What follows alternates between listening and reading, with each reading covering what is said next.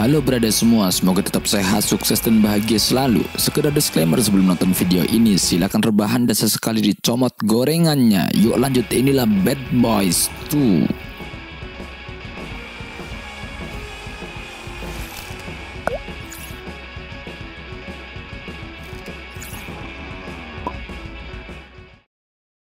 Di awal film terlihat sebuah kegiatan produksi obat-obatan terlarang atau narkoboy, yang kemudian narkoboy itu dimasukkan ke sebuah peti mati lalu didistribusikan melalui jalur laut. Terlihat seseorang yang mengenakan jas putih, berambut panjang dan berwajah garang. Dia adalah bandai narkoboy, sebut saja Tuan Tapia.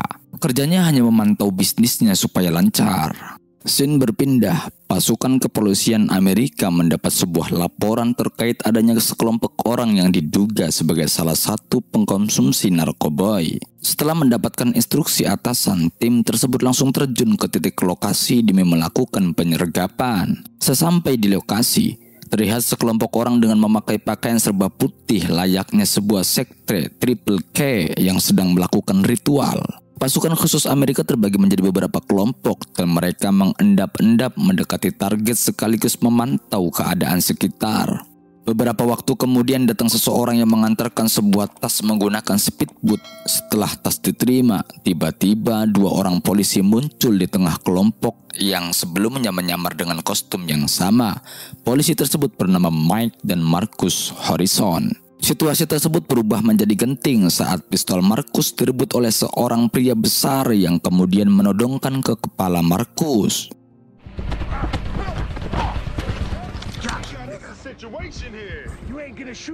Ya, si Marcus mulai ketakutan dan Mike sebagai partnernya berusaha mengamankan situasi. Sementara tim lainnya terus memantau keadaan dari kejauhan dan sekaligus menunggu waktu yang tepat untuk melakukan penyergapan.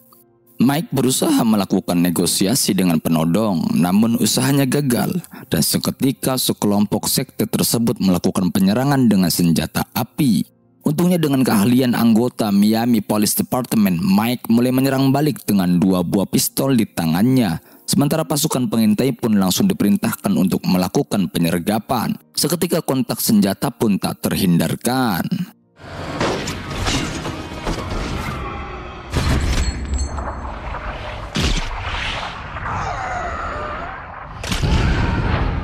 Ya, Mike dan Marcus yang berada di garis depan mendapatkan perlawanan yang sangat sengit. Meski pada akhirnya pihak lawan tumbang dan beberapa orang lainnya berhasil diringkus oleh tim kepolisian. Scene berpindah di sebuah diskotik yang ramai dengan pengunjung. Terlihat beberapa orang yang tengah sekau. Mereka mengkonsumsi narkoboy dari sang pemilik diskotik yang juga sebagai pengedar. Tiba-tiba salah satu pengunjung terjatuh karena overdosis. Lalu pemilik diskotik langsung memerintahkan anak buahnya untuk mengamankannya dengan cara membuangnya di pinggir jalan. Sudah kayak sampah. Scene berpindah beberapa hari setelah operasi narkoboy selesai. Marcus mencoba bersantai di kediamannya bersama anaknya, istri jelitanya, sebut saja Isyana, dan adiknya Laura. Adik Marcus atau Laura diketahui bekerja di kepolisian Amerika, tepatnya di DEA atau The Drug Enforcement Administration, atau di Indonesia seperti Badan Narkotika Nasional BNN. Tak berselang lama di sela-sela obrolan mereka, Mike datang mengunjunginya dan ikut bergabung dalam perjamuan makan siang bersama keluarga Marcus. Ternyata Mike adalah pacar dari Laura. Setelah berbincang cukup lama, tiba-tiba Mike mendapatkan telepon dari Brandon yang mengatakan bahwa seseorang dari Haiti akan melakukan transaksi narkoboy. Mike langsung mengajak Marcus untuk bergegas melaksanakan panggilan kerja. Di tempat lain, tim pemberantas narkoboy sudah di posisi memantau pergerakan target. Pasukan pengawas pun sudah tersebar di berbagai sudut dan kelompok lain bersiap menunggu instruksi. Alright guys, smarten up. Talk to me. Stay back in. I got a good look. Scene mengarah kepada transaksi narkoboy. Nampak terlihat pihak pembeli yang bernama Alex dan asistennya Yosef tengah menyerahkan uang pembayaran atas narkoba yang mereka pesan ke Tapia. Ternyata perwakilan dari bandar narkoboy milik Tuan Tapia itu adalah si Laura, adik dari Marcus. Wow, luar biasa. Setelah Laura menghitung uang yang diterimanya, kemudian mengemasnya ke dalam koper dan memasukkannya ke sebuah minibus. Tim polisi yang memantau pergerakan harus siap dengan situasi yang tak terduga. Ya, ternyata ada segerombolan kelompok serba berambut gimbal dan berkulit hitam juga tengah memantau transaksi tersebut. Mereka kita sebut saja tim gimbal. Tim gimbal ini rupanya punya rencana untuk merampok uang yang dibawa dengan minibus tadi. Saat minibus Laura berjalan, tim gimbal langsung membuntutinya dengan gokar. Ya, gokar atau gograb lah, terserah. Markus dan tim masih terus memantau pergerakan mereka sampai tiba di titik yang akan disepakati untuk penyerahan uang. Namun tiba-tiba, boom! Guys, we got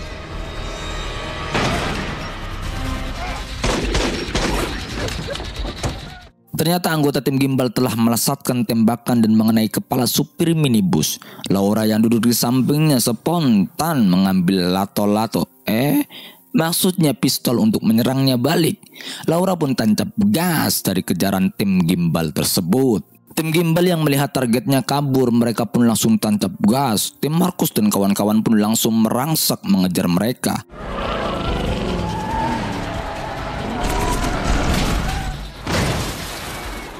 Pengejaran pun berlangsung sangat sengit. Dari kejar-kejaran tersebut, tim gimbal tak henti-hentinya menyerang Laura. Tim pemberantas narkoboy pun berusaha menyusul dari belakang, termasuk Mike dan Markus yang juga sudah mengetahui kalau Laura adalah si pembawa minibus. Satu demi satu orang-orang gimbal itu berhasil dilumpuhkan oleh Mike dan Markus, hingga menyisakan 2 orang yang berhasil membajak sebuah truk pengangkut mobil yang kemudian digunakan untuk mengejar Laura.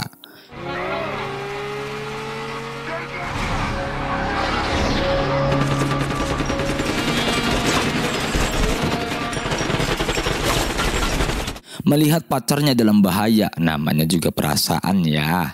Mike, si sad boy, langsung tancap gas berusaha untuk menolongnya. Si gimbal 2 yang berada di bagian belakang truk terus mencoba menghalangi para pengejar dengan terus melepaskan tembakan.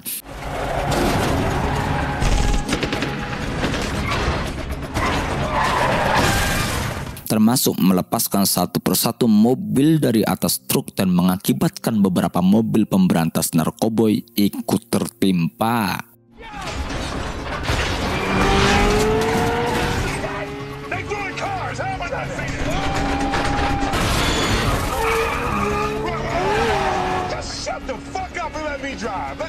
Mike yang satset dan berbekal SIM A, B bahkan C melewati semuanya dengan gampang. Sementara Markus yang duduk di sebelah Mike tak henti-hentinya berteriak au au au au au au, panik dan sangat ketakutan.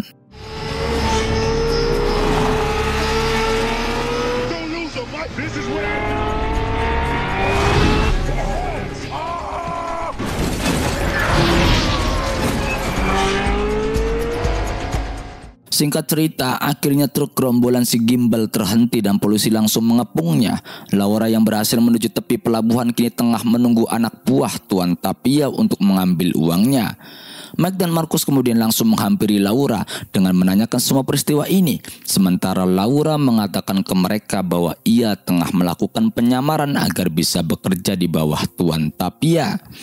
Hebatnya lagi, Laura ternyata sudah 5 tahun bekerja sebagai agen BNN Amerika agar bisa menangkap Tuan Tapia. Markus yang tadi teriak au au au kini sangat khawatir dengan apa yang dilakukan adiknya. Begitu pula dengan Mike sebagai pacarnya. Laura tidak menjelaskan dengan detail kemana uang itu akan dibawa. Scene berpindah, Markus dan Mike pergi ke kantornya untuk melaporkan ke atasan. Sebut saja Kapten Jack. Rupanya Kapten Jack kesal dengan laporan kerugian hancurnya 22 mobil dan 1 kapal akibat insiden yang lalu. Mike berusaha menjelaskan apa yang sebenarnya terjadi, namun yang sangat membuat Kapten Jack marah adalah kenapa mereka tak berhasil menyita uang maupun narkoboynya. Sementara scene berpindah di sebuah ruangan penyimpanan uang milik Tuan Tapia. Terlihat begitu banyak tumpukan uang kertas hasil dari penjualan narkoboynya. Gak usah nelan ludah, biasa aja. Iya, uangnya banyak. Tuan Tapia bukannya berbaring di atas tumpukan uang sambil kipas-kipas, ia dan ajudannya malah sibuk membasmi tikus-tikus yang menggerogoti uang miliknya. Tikus saja suka Tuan, apalagi kamu. Sementara di tempat lain, Mike dan Marcus mendatangi Brandon di tokonya. Mereka ingin menanyakan alamat detail dari geng gimbal yang mengejar Laura. Namun Brandon yang belum dikepret duit enggan memberitahukan alamatnya. Marcus dan Mike berusaha menekan Brandon dengan menghancurkan barang-barang dagangannya dengan diiringi tarian khas Police Department. Yeah, this is that shit. Shooting in my shop, stop this. No. Karena melihat barang-barangnya mulai diobrak-abrik, Brandon terpaksa memberikan alamatnya. Marcus dan Mike langsung bergegas ke alamat yang telah ia terima. Sesampainya di kediaman geng gimbal, Police, get out! He's not welcome here.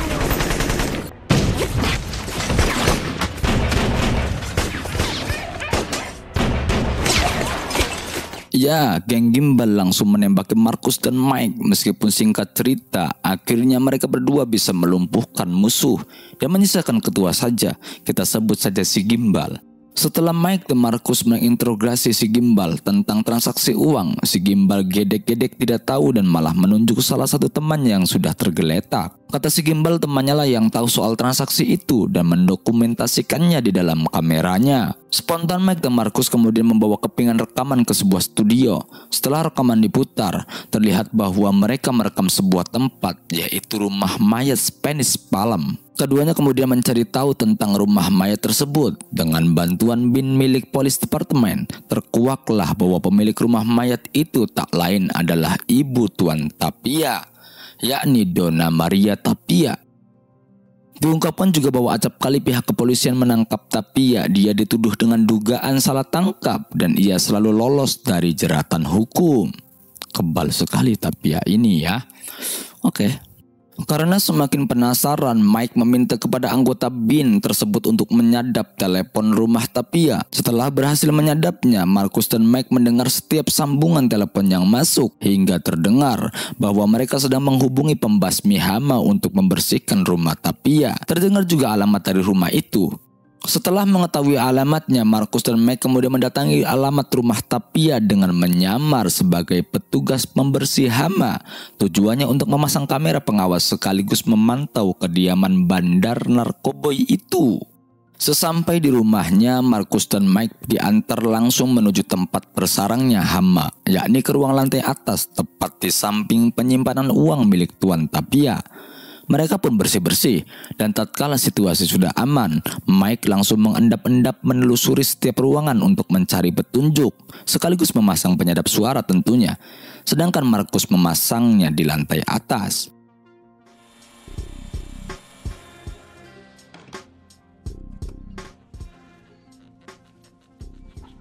Just a papa rat humping the shit out of this mama rat. Di waktu yang sama, Tuan Tapia kedatangan tamu yaitu Alex dan Yosef untuk membicarakan soal bisnis. Sebelum berbincang, Yosef dipersilakan ke ruangan lain untuk memilih beberapa minuman. Sedangkan Alex mengikuti Tapia ke ruang pertemuan. Saat sudah di ruangan, Alex tak menyangka bahwa Tuan Tapia memaksa dirinya untuk menandatangani penyerahan seluruh bisnis klub malamnya di Florida. Sementara Yosef dimutilasi dan potongan tubuhnya dimasukkan ke sebuah tong oleh anak buah Tuan Tapia. Sangat luar biasa sadisnya.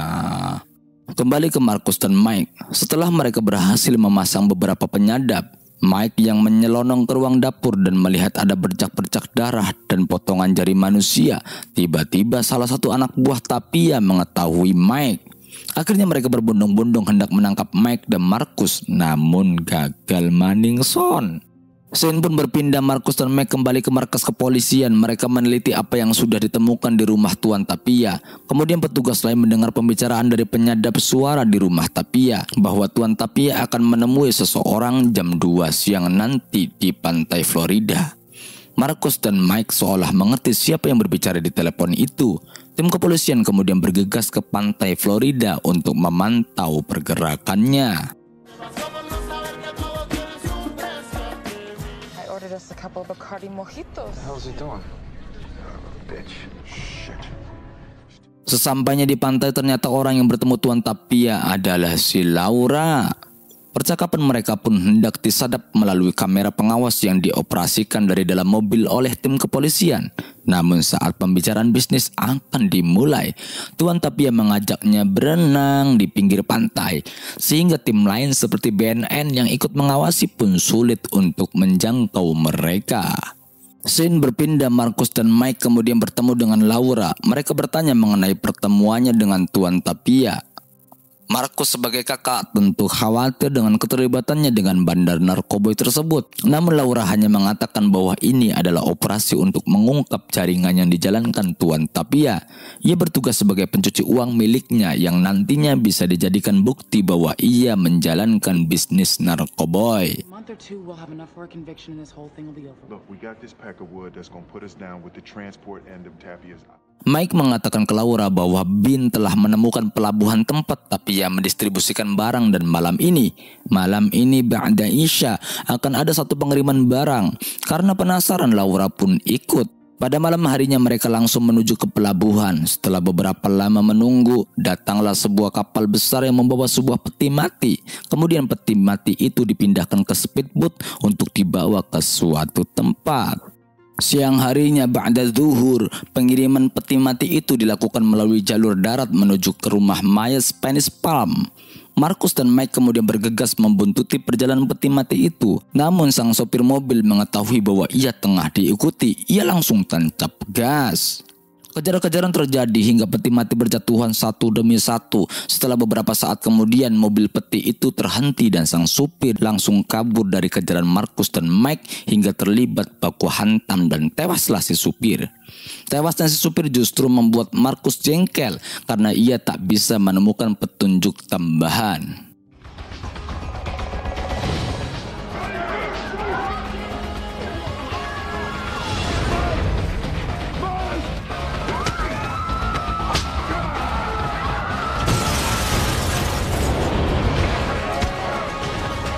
Scene pun berpindah. Markus, Mike, dan tim kepolisian serta BNN berencana untuk menyusup ke rumah mayat Spanish Palm untuk mencari barang bukti di malam hari.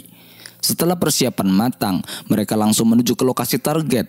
Untuk mengelabui petugas penjaga, tim kepolisian ada yang menyamar sebagai petugas ambulans yang akan mengirimkan mayat, sementara Markus dan Mike menyusup melalui ventilasi udara. Setelah berhasil masuk, Markus dan Mike langsung mencari ruang mayat. Mereka kemudian melihat banyak mayat yang telah diambil banyak mayat yang telah diambil organ dalamnya. Mike kemudian meminta Markus untuk ikut mengecek isi perut setiap mayat. Karena merasa jijik, awalnya ia tak sudi melakukannya. Namun dengan sedikit paksaan dari Mike, akhirnya Markus mau merogoh isi perut dari mayat-mayat ini. Satu demi satu perut mayat itu dirogoh hingga Mike menemukan sekantong narkoba yang terbungkus plastik dan juga uang di dalam perut salah satu mayat. Right there. Take a picture of the money. Now check this box.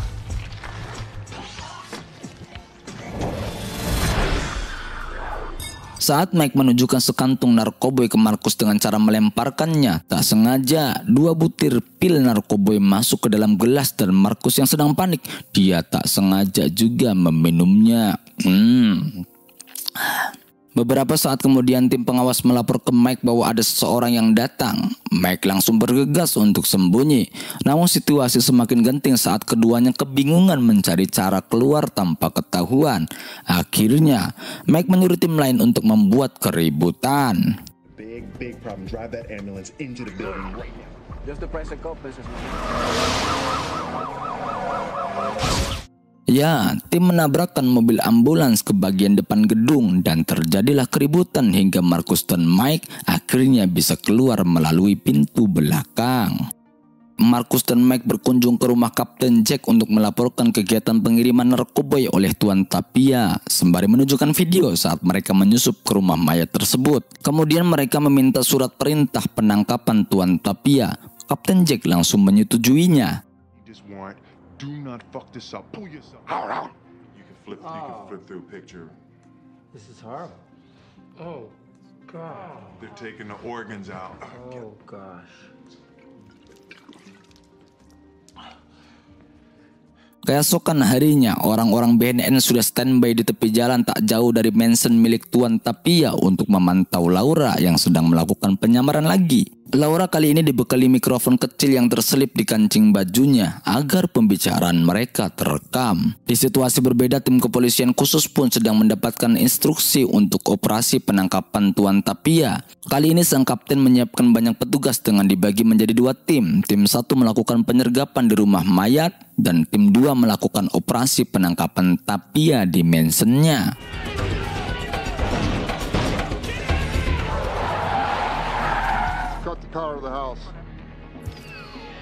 Laura yang sudah masuk kemudian menemui Tuan Tapia untuk berbincang.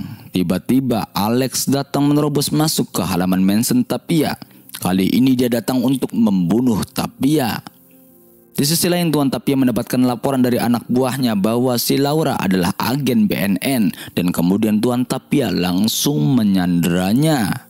Markus dan Mike yang tergabung di tim 1 terkejut bahwa peti mati yang berisi uang dan narkoboy ternyata sudah diangkut ke pelabuhan. Mereka kemudian langsung mengejar ke pelabuhan Miami menggunakan helikopter. Beruntung, tim 1 belum terlambat karena perahu pembawa petinya belum sempat meninggalkan pelabuhan. Tim 1 kemudian langsung menangkap kurir dan juga mengamankan barang-barang bukti termasuk uang milik Tuan Tapia.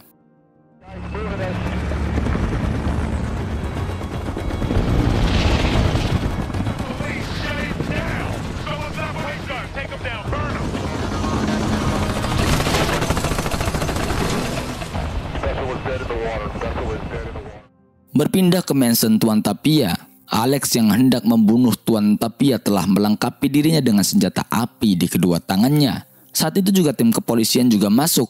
Tim langsung berusaha mengamankan Alex, namun karena dianggap berbahaya, ia kemudian dibunuh. Momen inilah yang kemudian dimanfaatkan oleh Tuan Tapia untuk kabur meninggalkan mansionnya bersama Laura yang menjadi tawanan. Markus yang baru saja mengamankan barang bukti tiba-tiba ditelepon oleh Tuan Tapia yang mengatakan bahwa ia harus mengembalikan uang 100 juta dolar miliknya untuk ditukar dengan Laura. Scene berpindah, sesampai di kantor polisi, Kapten Jack bersama dengan atasan lain telah berkumpul di sebuah ruangan dan juga Markus. Atasan lain mengatakan bahwa ada laporan sebuah pesawat jet telah memasuki wilayah Kuba. Markus kaget mendengarnya sekaligus kecewa dengan pihak atasan yang kurang peduli dengan adiknya yang tertawan. It's a delicate situation. I finished being diplomatic. My sister could be in a fucking box. Dengan perasaan kecewa, ia meninggalkan ruangan dan diikuti oleh Mike. Mike kemudian mencoba menguatkan perasaannya sembari berkata, Bad boys for life. We just gotta do it ourselves, man. tim kepolisian yang merasa iba dengan nasib Markus, mereka menaruh empati besar kepadanya. Akhirnya mereka bergabung untuk menyelamatkan adiknya Markus. Apalagi salah satu anggota tim mempunyai kenalan di Kuba yang tentunya bisa membantu melancarkan operasi penyelamatan Laura. Setelah persiapan dirasa cukup, tim kepolisian pun langsung menuju Kuba. With the safe house right across the street from Tapia's crib. Di Kuba, Tuan Tapia tinggal di rumah mewah pinggir pantai yang dijaga dengan penjagaan yang sangat ketat oleh militer Kuba, termasuk dengan alat sensor gerak yang terpasang di sekitarnya. Begitu tim kepolisian sampai di Kuba, mereka langsung menyiapkan persenjataan, termasuk membuat lubang bawah tanah yang mengarah ke dalam rumah Tuan Tapia. Singkatnya, tim tahu bahwa ada alat sensor, dan untuk mengalihkannya, tim melepaskan hewan-hewan ke dalam halaman rumah. Saat sensor mati, tim langsung bergerak menyusup ke dalam rumah melalui lubang bawah tanah. Turn off the motion sensors till we get it fixed. Sit down. Time to move. We're 100% go. Okay, we're at the team. Split right. Satu demi satu anak buah Tuan Tapia bisa ditumbangkan. Pertempuran berjalan sangat seru. Markus dan Mike menerobos masuk ke dalam rumah untuk mencari keberadaan Laura. Setelah Laura berhasil ditemukan, tiba-tiba pasukan militer datang melalui halaman belakang.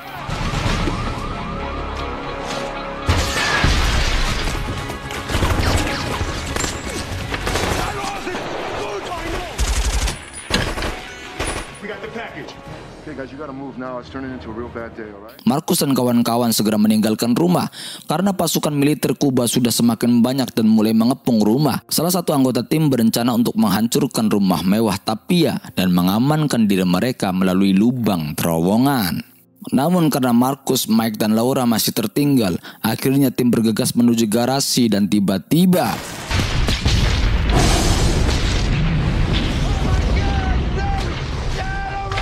bom pun meledak. Tuan Tapia yang berada di luar rumah kaget sekaligus marah besar melihat rumah mewahnya hancur bagaikan rengginang lebaran.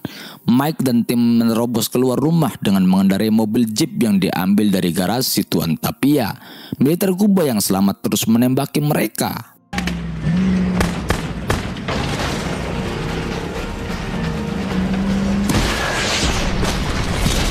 Tuan Tapia dan beberapa anak buahnya berusaha mengejar mereka. Mike yang terus dikejar membawa mobilnya menuju markas militer Amerika Serikat di perbatasan Kuba. Saat sudah mendekat markas militer Amerika, Mike dan kawan-kawan malah mendapatkan rentetan tembakan. Mereka pun keluar mobil, diikuti Tuan Tapia dan satu anak buahnya. Markus berusaha menjelaskan ke pihak militer Amerika bahwa dirinya juga orang Amerika. Namun mereka tak menggubrisnya. Tiba-tiba dengan keteledoran Mike, Tuan Tapia sudah menodongkan senjata ke arahnya. Mike, Markus, dan tim tidak tahu bahwa wilayah yang mereka injak saat ini adalah tempat di mana banyak ranjau terpasang. Namun karena Laura yang mengetahui salah satu posisi ranjau, kemudian melemparkan pistolnya ke antena ranjau dan boom! Satu ranjau meledak tepat di bawah anak buah Tapia.